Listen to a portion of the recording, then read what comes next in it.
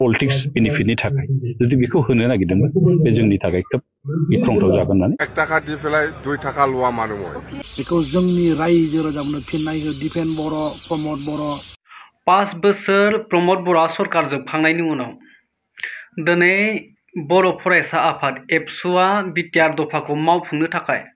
मानि थाखाय आन्दोलन खालामनो नागिरदों बिनि एन्सारखौ नागिरदों सासे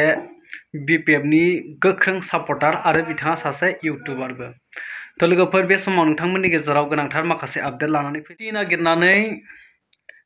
सावताली हारिया गसाइगावआव जे धरना खालामबाय आरो गेदेर मोनसे मास रिले लादों तो नोंथांमोना बेखौ नुखादों बेवहाय बिथांमोना गोबांथार माखासे बाथ्रा बुंदों आरो एसटिखौ बिथांमोना गोख्रोंनो सोमावसारगोन आरो गोबांथार माखासे जाय कच राजबंशी बिथां जाय हारिफोर कच राजबंशी हारि बिसोरबो माने जिरायनानै थाया बे बाथ्राखौ नोंथांमोना ससियेल मिडियानि गेजेरजों निउस पर्टेलनि गेजेरजों नोंथांमोना मिथिगासिनो दं आरो तो नैबे समाव जोंनि बर'नि सासे इउटुबार बा बिथाङा सासे बिपिएफनिबो सापर्टार बे समाव जे आबसुआ थांनाय 5 बोसोराव बा प्रमद बर'आ 5 बोसोराव सोरखार सलायदोंमोन बेयाव बिटिआर दफाखौ मावफुंनो हायासै दिनै आबसुआ बिटिआर दफाखौ मावफुंनांगौनि थाखाय मोनसे सुबुं गमा बा आन्दोलन खालामनो नागिरदों नै बेखौ लानानै बिपिएफनि सासे इउटुबार बा सापर्टारा माने रायजोफोरनि सिगाङाव फिननाय होनो थाखाय खावलायहरदों ससे भिडिअ क्लिपखौ नायग्रो इनिसिएटिभ लानानै खामानि मावबोदों होननानै बिथांमोना बुंबाय थादोंमोन नाथाय फैयै फैनानै दिनै 5 बोसोर जानानै इउपिपिएल सरकारा जोबबाय एबा जेनबाय जेनखांनायनि उनावसो दिनै बिथांमोना एबा आबसु आरो इउपिपिएल एखेखा रायजोफोर बिथांमोना दिनैसो बिटिआर एग्रिमेन्टनि जि दफा एमअएसआव जि लिरनाय जि क्लसेसफोर दं बे क्लसेसफोरखौ मावफुंजानांगौनि थाखाय एबा इमप्लिमेन्टेसन खालामनांगौनि थाखाय दुलाराय बर' फरायसा आफादा सोमावसारगोन होननानै बिथांमोना बुंदों 5 बोसोर बिथांमोना मा खालामनानै थाखो प्रमद बर'खौ मानो जेबो बुङाखै बिनि सियाव मानो जेबो धरना मानो खारज'खुसि मानो लायाखै गोदो हाग्रामा महिलारि बिथाङा जेब्ला सरकाराव दङमोन बिथांखौ मानो धरना होआमोन माबा मोनसे फिसा बक्स दामबानो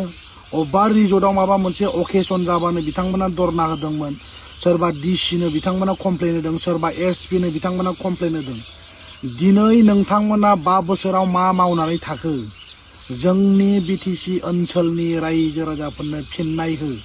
थारैनो नुबाय नोंथांमोना बिनि सायाव मा बुजिनो लुबैदों बा मा फोरमायनो सानदों नोंथांमोना कमेन्ट सेक्सनाव थांनानै फोरमाय दिनै हारिनि थाखाय गोबांथार माखासे गौथुमफोरा गोबां बाथ्रा बुंबाय बनसुनिफ्राय लानानै एबसु आरो बिकेडब्लिउएससि इउबिपिअनिफ्राय लानानै एबसुफ्रा गोबांथार माने जाय 6 जनगोष्ठीफ्रा एसटि डिमान्ड खालामदों बैसोरनि बेरेखायै गोबां बाथ्रा बुंनायखौ नुदों नाथाय जों माखासे दैदेनगिरिफोरनिफ्राय दिनैसिमबो बे बाथ्राखौ नुनाय जायाखै तो नोंथांमोना नैबे इउबिपिअनि माने गेदेर दैदेनगिरि सार बिथाङा मा फोरमायखो 6 जनगोष्ठीया जुदि एसटि जामारोब्ला बा बिथांमोना जुदि एसटि स्टेटास मोनमारोब्ला जोंनि बर'नि इयुन जोलैया बा जोंनि बर'नि थासारिया मा जाहैनो हागौ एसे खेंफोरथि होनायखौ नोंथांमोना नायनानै लाग्रो जितु 6टा जनगोष्ठीनो 6टा जनगोष्ठीनो ट्राइबेल होनो नागिरदों जों गोख्रों रावै जों सोंखारिदों जितु मस्ट पपुलास आरो एडभान्स कमिउनिटि जेरै आहम मरान मटक कच राजबंशी आरो टि ट्राइब्स बिथांमोनखौ जितु ट्राइबेल होनो नागिरदों बेखौ जों सोंखारिदों बिथांमोना जिहेतु क्राइटेरिया गैया दा बुंनो थाङोबा ट्राइबेल होनना बुङोबा माखासे स्टेट बेरियार थायो जेरैहाय आसामाव आसामनि ट्राइबेला अरुणाचलाव ट्राइबेल नङा खिन्थु जों बेखौनो बुंनांगोन मोननै सुक्तियाव जायगा मोनबाय कार्बि आंलंना जितु बिटिसि सुक्तियावबो जायगा मोनदों थामथि बर' गोजोन गोरोबथा जितु बिटिआर सुक्ति नाव बेयावबो जायगा मोनदोंमोन जे कार्बि आंलं आरो डिमा हासाव रायजो जानाय बर'फोरखौ हाजोआरि ट्राइबेल मर्यादा मोननांगौ दिनैसिम बेबो जाफुङाखै आरो नैबे थामथि बर' गोजोन गोरोबथानि मथेबा जितु बिटिआरनि बायजोआव बा बिटिसिनि बायजोआव जिबिलाक ट्राइबेल ओनसोलफोर दङ ट्राइबेल बेल्ट ब्लकआव गोलैयै बेफोरनि हा हुखौ रैखाथि होनायनि थाखाय मोनसे सोरखारा गोदानै आयेन बानायनाय खोथामोन खिन्थु दिनैसिम मावफुङाखै 7.1 मोनसे आरो जों दाबिनाय मथे सोरखारखौ जों बुंदोंमोन आरो सोरखारा खालामनो नागिरदोंमोन जे ट्राइबेल ब्लकआव गोलैयै बिटिसिनि बाहेराव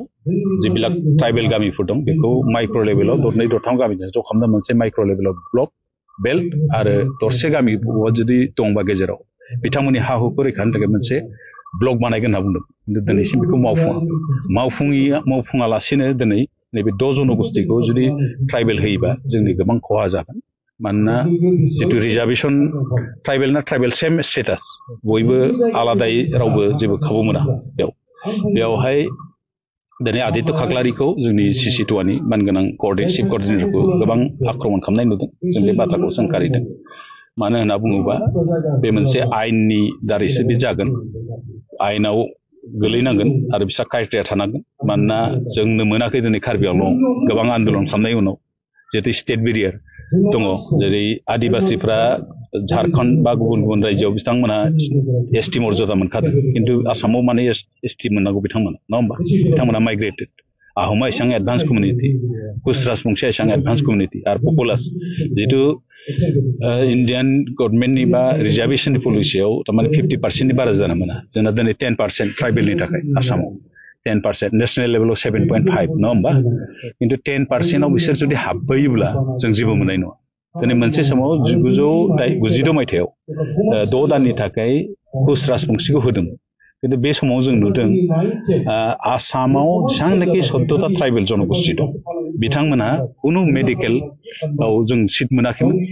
इउनिभार्सिटियाव सिट मोनाखै इन्जिनियारिं कलेजफोराव जों सिट मोनाखै बिथांमोना बे 6 दाननि गेजेराव गासैबो खथाफोरखौ फिलआप खालामजोबदों गतिके आरो बिनि बादैबो बे मोनसे कमिटिनि बादै आरो 5 कमिटिखौ दाजोबा 6टा कमिटिनो जुदि ट्राइबेल होनोबा जोंनि जितु माबा अस्तित्व बे गोमालांगोन होननानै जोंहा मोनसे गिनाय फैदों बेनिखायनो जों बे बाथ्राखौ थोंजोङै सोंखारिदों जे बिथांमोननो होनो मोना आरो जिहेतु मोनसे प्रसेसआव थाङो प्रसेसआ लुकार कमिटि दं लुकार कमिटिया जुदि लिरना हरोबा रेजिस्टार जेनेरेल अफ इन्डिया नायगोन रेजिस्टार जेनेरेल इन्डिया जुदि जायोबा बेखौ SC/ST कमिसनाव हरगोन बेनि उनावसो बे पार्लियामेन्टआव थांगोन गतिके बेफोर प्रसेसआ जुदि 8 बार जुदि RJ registrar general of India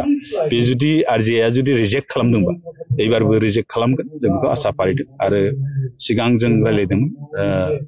जिहेतु जों मोनसे सागानगिरि आफाद हिसाबै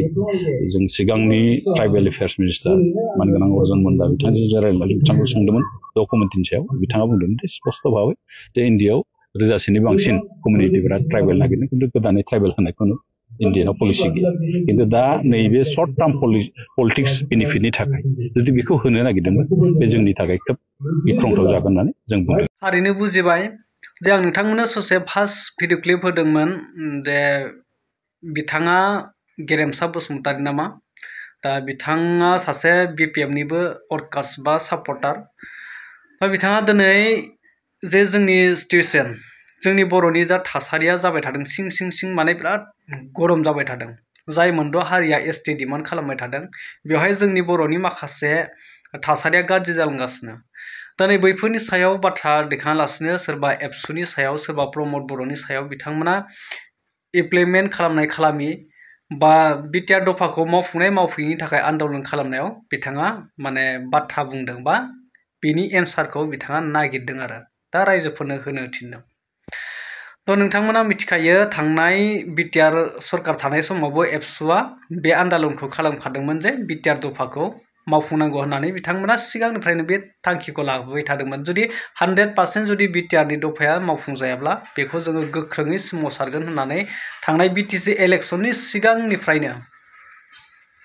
6-7 मासनि सिगांनिफ्रायनो बिथांमोना बे थांखिखौ माने टारगेटखौ लाखाबाय थादों थ' नोंथांमोना मिथिगौ जोंनि बर' हारिया मालाबा सोमावसारालाबासिनो जेबो जाखायाखै बे बाथ्राखौ बिथांमोना मिथियो दिनै एबसुआ जुदि इसेबां गाज्रिब्ला दा नोंथांमोना जुदि सोरखाराव थानाय दा सोरखाराव थानाय खिनिया जेसांखिनि दा गुबुन हारिया मोनद' ST नागिरदों बै ST नागिरनायखौ नोंथांमोनाबो बा हाग्रामा महिलारि सार बिथाङानोथ' दायो पावारफुल सासे लिडार जानानै दङ दा बिथांजों रायलायनानै बिसोरखौ मा खालामब्ला मोजां जागोन बिनि राहाखौ नोंथांमोना सावरायनो हायो दा गुबुनखौ खोमा सुनानै माने गुबुननि सायाव बाथ्रा बुंबाय थानानै मा लाब जानो दा नोंथांमोनाबो एसे बुजिनांसिगौ दा हारिनि अलखदा माबायदि जानो थांगासिनो दा बेखौ साननांगौ सोरखौबा लिडारखौ रायनाय सोरखौबा आबसुखौ रायनाय दा बेफोरबायदि खालामबाय थानानै नोंथांमोना खालि पलिटिक्सनि माखासे बाथ्रा साननानै जुदि बेफोरबायदि बुंबाय थायोब्ला बे लाब जानाय नङा दा नोंथांमोना बिनि सायाव मा बुंनो सानो दा कमेन्ट सेक्सनाव थांनानै कमेन्ट खालामना फोरमायदो आं बिनि सायाव बांद्राय बाथ्रा बुंनो सानासै